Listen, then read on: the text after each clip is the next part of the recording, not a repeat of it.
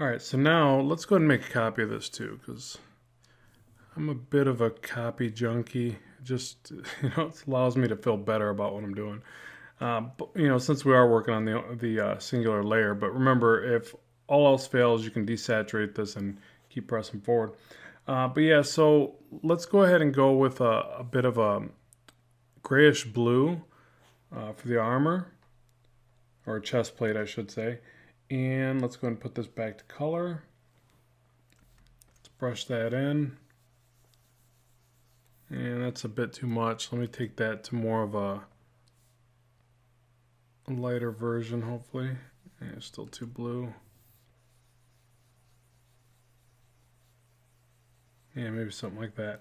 Now, I don't mind it being in the middle of the row, medium of what I'm looking for.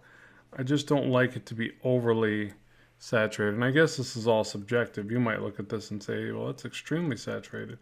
But if it's in the middle, I can work, darker and lighter and saturated and less, more saturated, less saturated, things like that. But I do basically just want to get some ideas in place of, what I'm looking for here. So something like that. I also want to see a little bit more of a golden yellow in this character. I always think that's fun for like armor and designs and things. So I want to get some of that in there. Maybe even this this fur is kind of a golden yellow. That's a bit too much as well. Let me bring that back. And even a little more.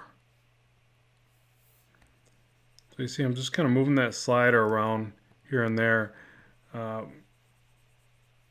something like that. Just to kind of get close. Again, more in the middle or medium of what I'm looking for. So I'm still going to add some highlights. I'm still going to shift things around a bit. Some shadows, some highlights, desaturation, back and forth.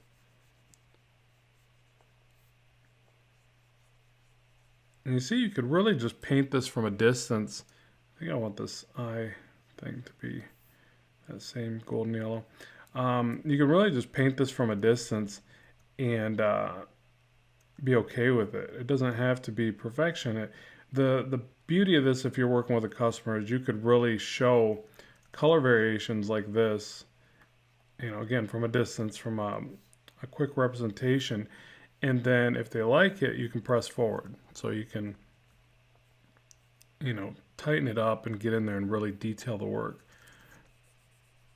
So I'm liking a lot of these little gold accents. I'm going to put that in there. And I think for the helmet pieces, some of this other stuff, I want a little bit more of a, hopefully like a bone-like color. You know what, actually while I'm here though, I think I'm going to trim this out in gold as well. So I think it's important to like sit there and try to figure out little areas that can be trimmed and accented to go with whatever you're doing.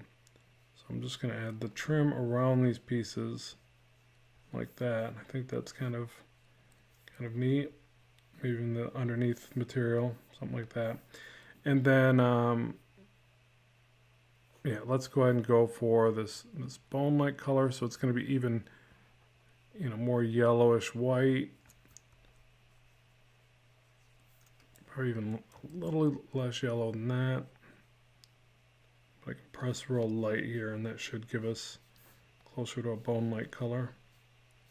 So I think that's neat for things like the spikes, the horns on the helmet, things like that.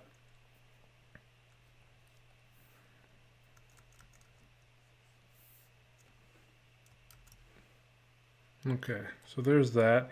And let's see, I'm thinking for the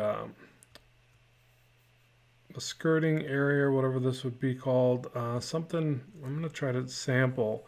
So notice I just held Alt and I sampled from some of the blue from the chest plate. And I'm just going to try to bring that down into here a bit.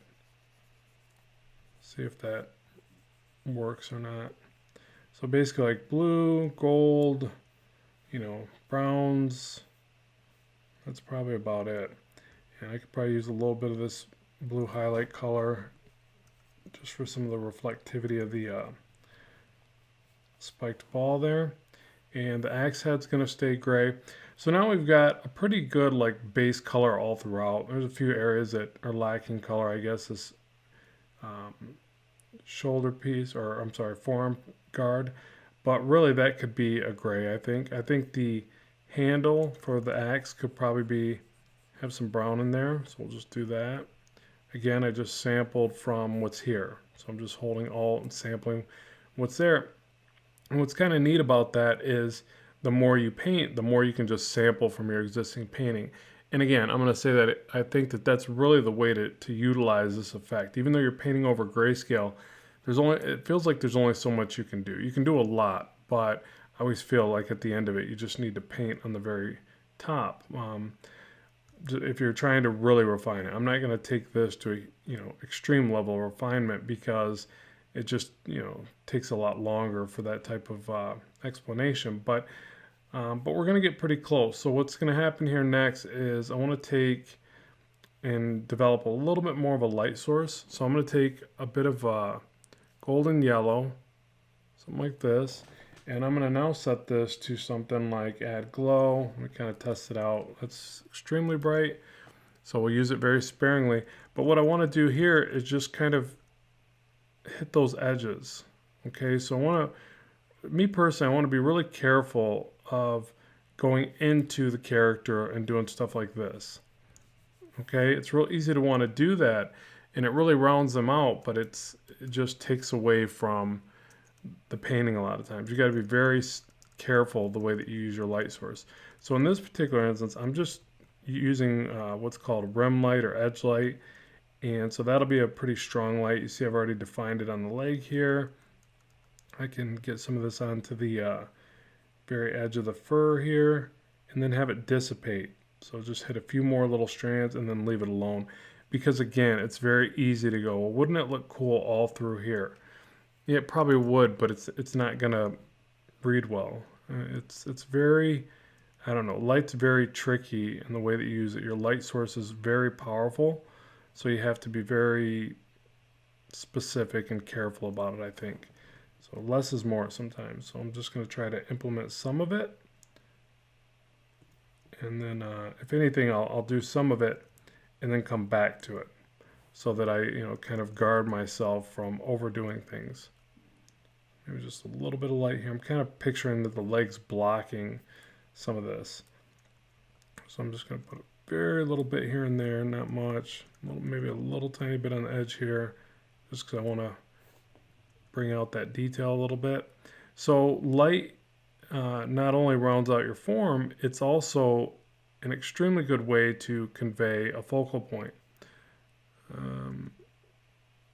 And forgive me if that's redundant. I think I might have already mentioned that in these lessons, but I want to mention it again. It's just it's kind of the way it works. So whether it might be, light, dark areas, pretty much anything in extreme. So contrast, saturation, anything in an extreme way can really become a focal point, and it can make your viewer look at the part of the design, the art that you want them to look at.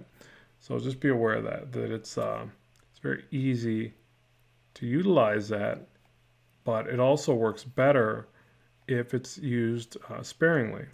So if it's overused all throughout the piece, it actually works in the opposite. It becomes distracting, and then you lose that potential ability to direct the viewer. So a couple little light sources up on the helmet, bring out some of the details of this spike, so on and so forth. So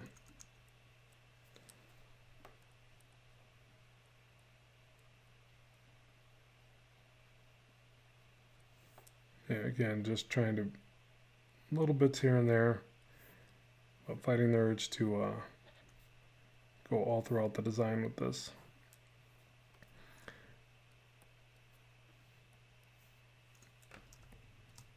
Okay, so now we've got a little bit more light source, and now what I want to do is, shade a little bit more of the character and also pull away from a lot of this saturation that we have.